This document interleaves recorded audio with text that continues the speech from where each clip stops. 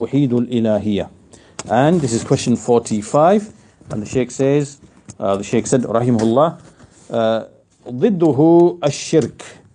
ضده الشرك. So the opposite of what we just described is what is called shirk. And وهو نوعان. This is of two types. شرك أكبر ينافيه بالكلية وشرك أصغر ينافي كماله. Right, so when we look at the opposite of what we have just described, which is to single out Allah with all forms and types of worship, ifradullahi bil ibadah, then the opposite of it is called shirk. And shirk, it means, literally it means like a partnership or an association that you associate with Allah, that you give something other than Allah a share in what is exclusive to Him alone, which is ibadah, which is worship. Now this is divided into two types. The first one is shirk akbar, the major shirk, and this is something that is completely opposed and contradicts and clashes with and invalidates Tawheed al-Ilahiyyah. Right? So we are ordered to establish Tawheed al-Ilahiyyah. We are ordered to establish that Tawheed, to single out Allah in worship. And shirk akbar, major shirk, is something that clashes with that and invalidates it completely. And then the other type, second type, is shirk asghar, and this is the minor shirk or the lesser shirk. And this shirk only affects the perfection of Tawheed. Right? In other words, it makes a person's Tawheed to be defective and to be deficient, but it doesn't invalidate that Tawheed from its foundation, from its very foundation. Okay, so this was the answer of Shaykh Hafiz, a brief answer. And so Shaykh Ahmed al-Najmi, rahimahullah, he goes on to explain what this means. He says, الشرك الأكبر بأن تدعو مع الله غيره فتطلب منه جلب النفع ودفع الضر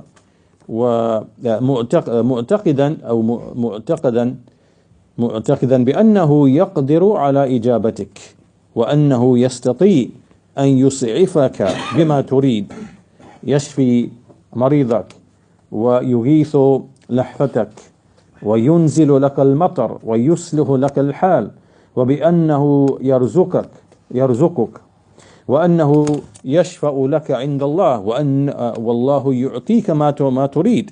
فإذا اعتقدت بأن المخلوق يقدر عليه فهذا هو الشرك الأكبر بعينه.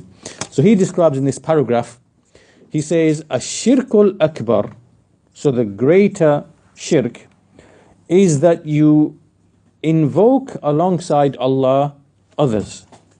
So you make dua to other than Allah, you ask them to bring about benefit and to repel harm, and you believe that that thing or that being or that person is able to respond to you, is able to respond to your need, and that he is able to give you what you want, that he's able to heal your illness, and he's able to mend, like, the calamity or difficulty that you have, that he can send down the rain, or he can rectify your affairs by giving you provision, or that he can intercede with Allah on your behalf, meaning take your need to Allah and plead with Allah on your behalf to give you what you are asking for. So instead of asking Allah directly, oh Allah, heal my illness, oh Allah, grant me provision, oh Allah, grant me offspring, instead you go to this, you invoke this other person and you say, ask Allah for me because you are closer to Allah, and you are closer to Allah. So this is like setting up intermediaries between you and Allah and asking them for their intercession. I'm a sinful person, Allah won't accept from me, Allah won't accept my dua, so you go on my behalf. And these are dead people. You are calling upon dead people in the graves, or whatever is like that. And so this is setting up intermediaries that you seek for their intercession. So when you believe that the creation is able over these things that we just described, then this is the major shirk in itself. This is the essence of the major shirk. So therefore, he says, إِذَنْ فَمَنْ دَعَا مَعَ اللَّهِ غَيْرَهُ, whoever calls upon other than Allah, he invokes other than Allah, أَوْ نَظَرَ لَهُ, or he makes an oath, meaning to like do a sacrifice, for example, or to do some devotion, right? He makes an oath to that person. Or he sacrifices, أو ذبح, he makes a sacrifice. وأراق الدم على اسمه, or he spills blood in sacrifice over the name of someone other than Allah. And what is similar to this, وما أشبه ذلك من الخوف والخشية والذي يعتبر من الشرك غير الخوف الطبيعي. Right, so for example, you have such type of fear and awe, right? The type which is shirk, in the sense that like there's different types of fear. There's a type of fear where you fear which is natural. You fear the snake. You fear, a tornado. You fear a violent person. This is all natural. This is not the type which is shirk. This is just an instinct Allah has put within you as a means of protection, so you protect yourself from things that will harm you. So that type of fear is natural, fear of harmful and dislikable things. This is not what we are speaking of. The type of fear that we are speaking of, as the Shaykh goes on to explain, is, he says, كمن اعتقد في شخص بأن له سلطانا غيبيا, right? So this is like when you fear someone in the sense that they have some sort of invisible power and a power in absence, right? In the sense that if you displease him, or if you speak ill of him, or if you don't give him respect, that somehow invisibly and at a distance, that thing or that being can reach out to you and bring you harm and can affect you in some way or the other, right, in your absence. And so therefore you have this internal fear, right, this hidden internal fear of that person or that thing. This now is actual worship. This is worship. It is shirk akbar to have this type of fear and this awe of things besides Allah subhanahu wa ta'ala.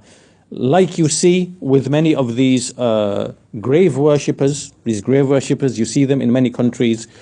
For example, they say that, when you go to a tomb of a wali, and then when you leave the tomb, you have to walk backwards. You have to walk backwards. You can't turn your back to the wali and walk away from the grave with your back to the tomb. Why? Because this now is disrespect.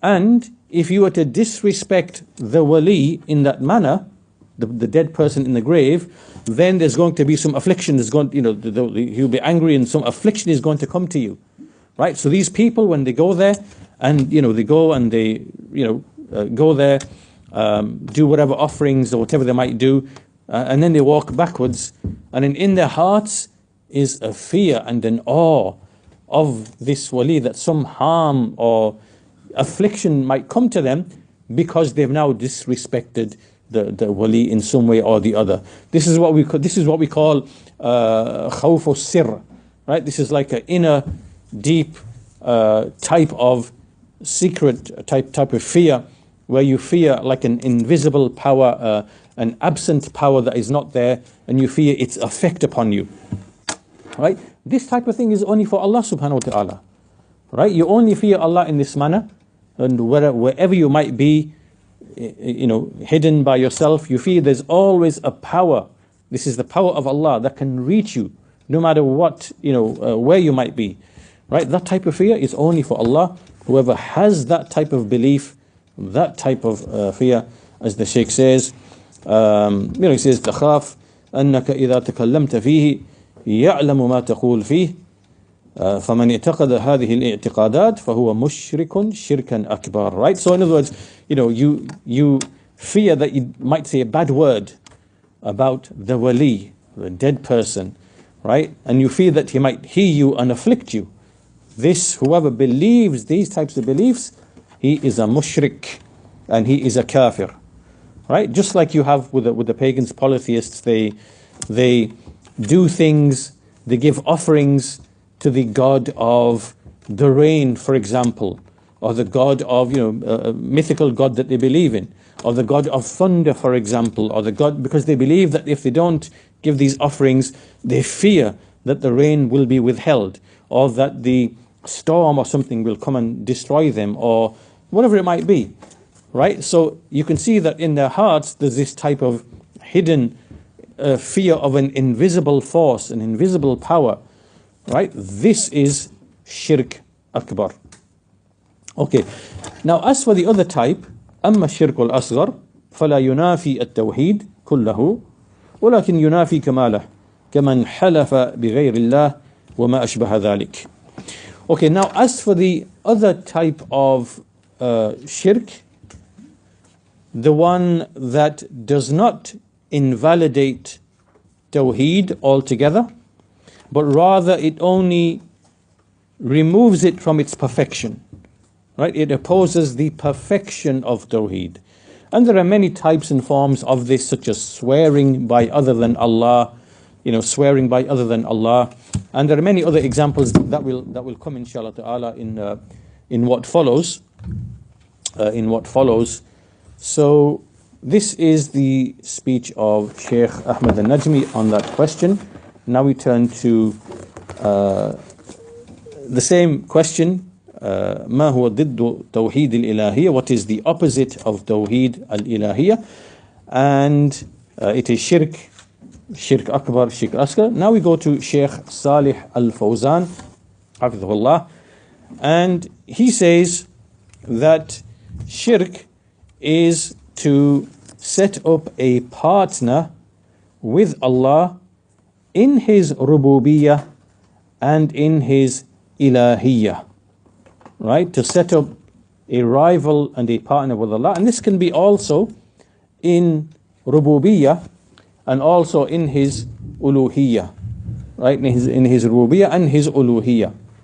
Now, as we said before, as the Shaykh actually explains himself, he says, وَالْغَالِبُ الْإِشْرَاكِ فِي الْأُلُوهِيَّةِ. Right? So, remember we said before that the shirk of the pagans of Mecca, they weren't disputing about Allah being the creator, provider, sustainer, giver of life, taker of life. They weren't disputing that. Their shirk was that they erected other deities alongside Allah, and they used them as a means of intercession and intermediaries. So they would invoke them and they would ask them to take their needs to Allah, right? Overwhelmingly, this is the type of shirk that all of the nations fell into, overwhelmingly, right? It wasn't the case that they believed in another creator or other creators or other providers. Overwhelmingly, they gave others a share in the worship that belongs only to Allah. However, we do find among the polytheists that there are those who give qualities of rububiyyah to other than Allah. So yes, there are nations who believed in mini gods, right? This does exist, but was this shirk? Was this the only shirk? Is this only what shirk is? The answer is no. This, in fact, was it wasn't. Most of the shirk of the people of the earth wasn't in relation to this, right? So yes, there are people who believe in mini gods, god of thunder, god of lightning, god of rain, god of this, and they believe that they have some, and even then, they just believe that they are delegated by the supreme God to have control over these affairs. So even then, it's not as if they believed that there isn't a supreme creator. They believe in a supreme creator, but they believed that there's others that, regulate or oversee some affairs of the creation. So if you want, you go to those gods, to. However, this wasn't the, as the Shaykh says, وَالْغَالِبُ الْإِشْرَاكِ فِي الْأُلُوهِيَّةِ. Right? Most of the shirk of the nations was actually in relation to directing worship, right? Not in terms of believing others create and own and provide and give life and take life and benefit and harm. No. So the Shaykh says, this is, what is this shirk in uluhiyyah? بأن يدعو مع الله غيره أو يصرف له شيئا من أنواع العبادة كالذبح والنظر والخوف والرجاء والمحبة, right? So this is to invoke other than Allah, or to give them other forms and types of worship, such as sacrifice and fear and hope and love. And this shirk is the greatest of sins. This type of shirk is the greatest sin that anyone can ever commit. Right? This shirk is greater than murder, than stealing, than fornication, than drinking alcohol. Right? These are sins. These are sins that a person falls into because of his lusts and because of his desires. It's not he's not denying that Allah is his Lord. He's not denying that Allah is his maker and provider. He's not denying that Allah is the provider. He accepts and affirms Allah, but he's overtaken by his shahwa, by his hawa, by his desire, by his lust, and he falls into sins, right? As for the one who commits shirk, then this person is effectively, he is like he is in a gross violation. He's violating the very foundation of the creation of the heavens and the earth, right? So this is the order. This is in the heavens and the earth. Allah is the Lord, the provider, the maker, the giver of all bounties, the giver of all favors. Everything comes from Allah. So therefore it is from adl, it is from justice that worship and gratitude is given to Allah, right? This is, let's call it, this is the order of the heavens and the earth. This is the justice, the adl, upon which the heavens and the earth were created and upon which they persist, right? Now, someone who is a mushrik, he is basically violating, and this is a gross violation of the very, the order of the heavens and the earth, right? So this is the greatest injustice. This is the greatest crime that you can commit. And to give you like an example, to give you like a quick example, like for illustration purposes, this would be like, for example, your parents. Your parents, they raised you, they nurtured you, they looked after you, they fed you, they protected you, and so you, as someone who acknowledges that, you acknowledge all of this, you acknowledge the favor, you acknowledge the bounty, and you give obedience to your parents and you respect them and so on and so forth. But every now and then you might fall into disobedience. You might not tidy your room, or you might do something, or whatever it might be. You are not being ungrateful in that sense. You're not rejecting the asal of the ni'mah of your parents, right? However, if there's another person, same situation again, as we said, obviously, like with everybody, your parents raised you, nurtured you, fed you, stayed awake, and so on and so forth, whatever, and to look after you and whatever. And then you decide, right, okay, well, I'm going to give devotion to the neighbor's cat, or to the lamppost on the street, or to the, whatever. And you're going to give devotion and thanks. This now is like, this is just complete violation of the natural order, right? How on earth can that even make sense? Right. So and at the same time, you might be the most respectful to your parents and the most kind to your parents and the most whatever, right? But that doesn't matter, because this is now like you are actually denying the foundation of the benefit and the ni'mah and of your parents. It's like, this is ingratitude. This is complete ingratitude.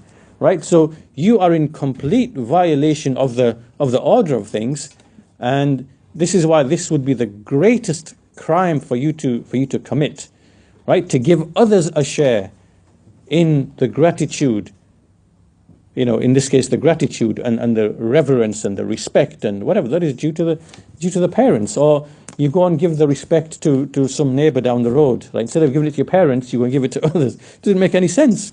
So when you look at it from that point of view, as the Shaykh says, وَالشِّرْكِ أَعْظَمُ الذُّنُوبِ, this is the greatest sin. That's why if a person who dies upon this is not forgivable, because this is a gross violation of the order of the heavens and the earth. It clashes with the very purpose of your creation, right? And this is why it is the greatest crime that Allah does not forgive. Now the Shaykh goes on to mention 7 or 8 proofs to explain why this is the greatest of sins, right? So the first one, why is this the greatest of sin? First one, because لأنه تشبيه للمخلوق بالخالق في خصائص الإلهية. The first thing that the person is doing is that he is resembling Allah with his creation. He's resembling Allah with his creation. It's as if he is saying that besides Allah, there are things in the creation who have some qualities of Ulooheeyah, meaning that they have some qualities that make them deserving of being worshipped and being called upon. So now they have resembled other than Allah with Allah. They resembled other than Allah with Allah. And this is from the greatest types of, greatest types of oppression. This is dhulm. It's like I said to you before, imagine someone, instead of being respectful and venerating his parents, he takes a brick and he shows respect to the brick. Okay, so now it's as if you are saying that the brick somehow has some qualities and things that make it deserving of respect and whatever, for the favors and bounties that my parents, this is dhulm. This is completely out of place.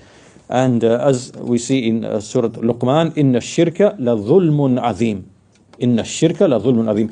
Indeed, shirk is a mighty injustice. It is mighty injustice. It means it's like something put in other than its proper place. As the Shaykh says, وَالظُّلْمُ هُوَ وَضْعُ الشَّيْءِ فِي غَيْرِ مَوْضِئِهِ فَمَنْ عَبَدَ غَيْرَ اللَّهِ فَقَدْ وَضَعَ الْعِبَادَةِ فِي غَيْرِ مَوْضِئِهَا وَصَرَفَهَا لِغَيْرِ مُسْتَحَقِّهَا وَذَلِكَ أَعْظَمُ الظُّلْمِ. Right, so dhulm, oppression, is to put something in other than its proper place. So whoever worshipped other than Allah, if you worship other than Allah, then you have put worship in other than its proper place.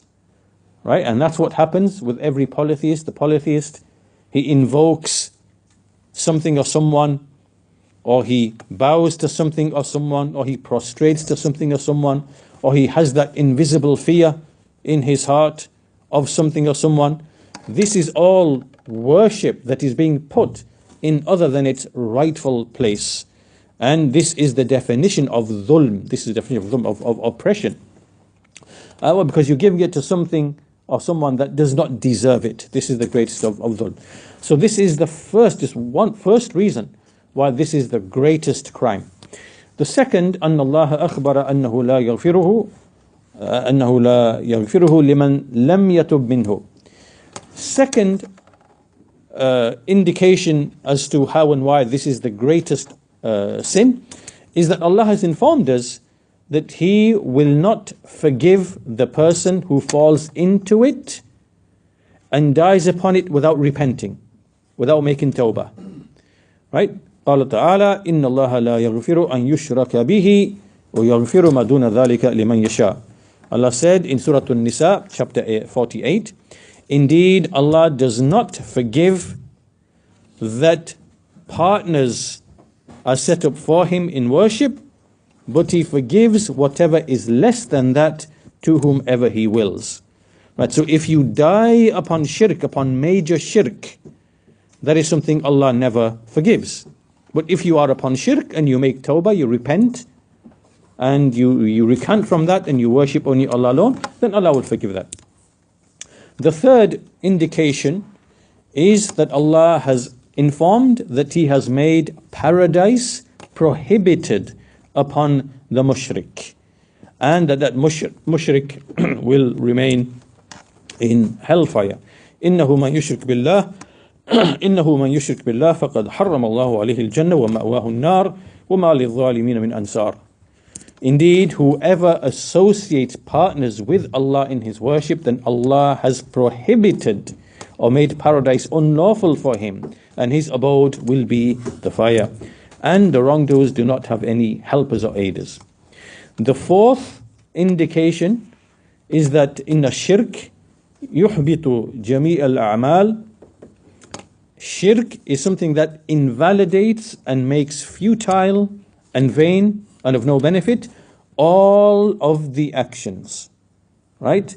وَلَوْ أَشْرَكُوا لَحَبِطَ عَنْهُمْ مَا كَانُوا يَعْمَلُونَ. Here, this ayah, Allah Azza wa Jal, before this ayah, He mentioned many of the prophets and messengers, and then He said, وَلَوْ أَشْرَكُوا, if they had committed shirk, لَحَبِطَ عَنْهُمْ مَا كَانُوا يَعْمَلُونَ. Then whatever deeds they might have done, then they would become vain and futile. Right? So if you are a polytheist and you bow and prostrate and worship and invoke and fear other deities besides Allah, those in the graves and so on and so forth, and yet you give charity and you pray and fast and whatever, that would be of no benefit to you. It would be of no benefit to you, because it's it's the foundation upon which it is being done. It is being done on the foundation of shirk. You're giving some worship to Allah, but you're giving worship to other than Allah, and this invalidates all of your worship because it is founded upon shirk.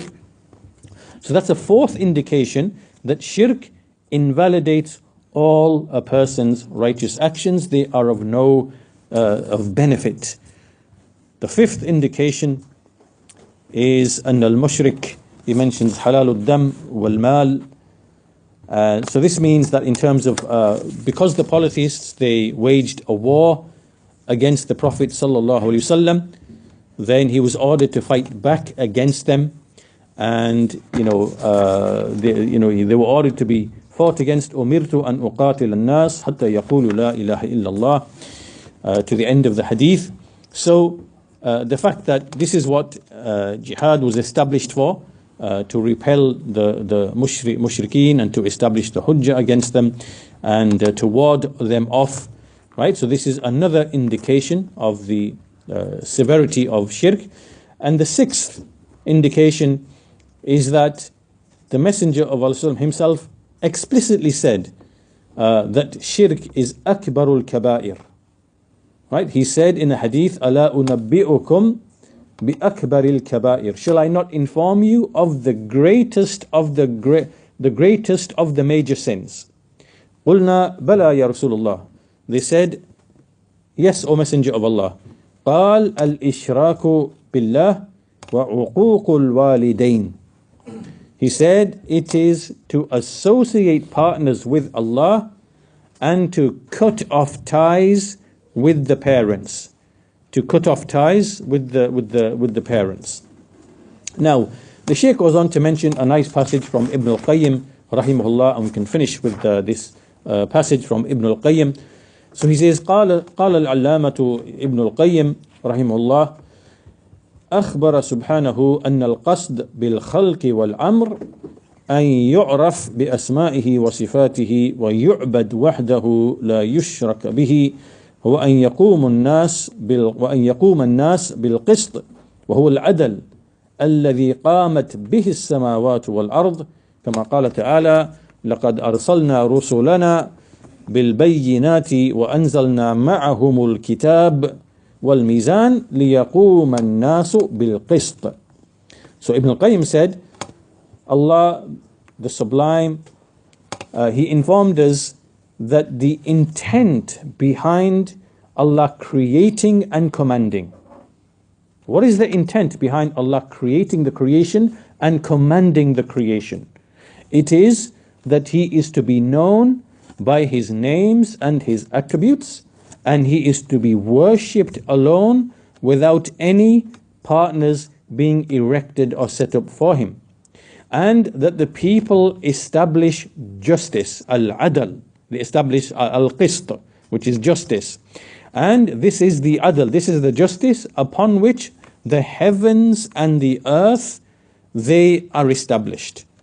Right? The heavens and the earth are established upon justice.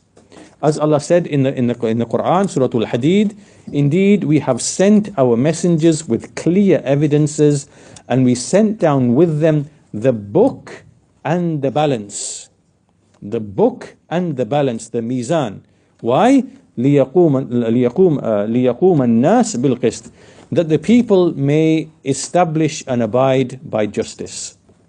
So Allah created the creation and He revealed the books, right? So He created and He commanded, and that is so that the people may abide by justice. And what is, as Ibn al-Qayyim goes on to explain, فأخبر سبحانه أن أرسل رسله وأنزل كتبه ليقوم الناس بالقسط هو العدل ومن أعظم القسط التوحيد. So He informed that He sent His messengers and He revealed His books so that the people may establish justice, which is adl, and the greatest of justice is at-Tawheed. This is the greatest justice, in fact, from which every other type of justice comes from. وَهُوَ رَأْسُ الْعَدَلِ وَقِوَامُهُ. Right? Tawheed is the essence of adl, and it's the pillar and support upon which it rests. وَإِنَّ الشِّرْكَ ظُلْمٌ كَمَا قَالَ تَعَالَى إِنَّ الشِّرْكَ لَظُلْمٌ عَظِيمٌ. And then He said, indeed, shirk is oppression. Shirk is oppression. As Allah said, indeed, shirk is the greatest, or is a mighty oppression. فَالشِّرْكَ أَظْلَمُ الظُّلْمِ وَالتَّوْحِيدُ أَعْدَلُ الْعَدَلِ. So shirk is the greatest of all forms of oppression, and Tawheed is the greatest of all forms of justice. Right? Tawheed and shirk. And then he goes on to say, فما كان أشد منافاة لهذا المقصود فهو أكبر الكبائر. So in other words, this is how we understand the gravity of major sins, because anything, the more something opposes the maqsood, or the intent behind creation, then the greater a sin it becomes. Right? So this is how we understand the severity and the levels of major sins, right? So, for example, shirk is obviously to worship other than Allah is in gross, complete violation of the qasd, the intent behind the creation and the command. Right? This is the greatest one. Then we have other things, like, say, for example, it might be, usury, interest. Right? Usury and interest, what does it lead to? It leads to people becoming impoverished and enslaved to other people, right? And so this type of enslavement, it opposes the maqsood of the creation, right? So the more something clashes with, opposes, undermines and violates the actual intent behind creation, then the greater a major sin it is, right? So we have things like usury, and then we have things like, the other kind of major sins, because of the harm that they bring, and they lead people to being enslaved to other than Allah subhanahu wa ta'ala. So then he continues and he says, فَلَمَّا كَانَ الشِّرْكُ منافيا بالذات لهذا المقصود كان أكبر الكبائر على الإطلاق وحرم الله الجنة على كل مشرك وأباح دمه وماله وأهله لأهل التوحيد وأن يتخذوهم عبيدا لهم كما لما تركوا القيام بعبوديته. So he says that since shirk is the thing that is the greatest opposition to the intent behind creation, then it is the greatest of all the major sins, absolutely. And this is why Allah has prohibited upon the mushrik paradise, and made lawful his wealth, blood, and so on and so forth to the people of Tawheed. And then Allah has refused وأبى الله سبحانه أن يقبل لمشرك عملا أو يقبل فيه شفاعة.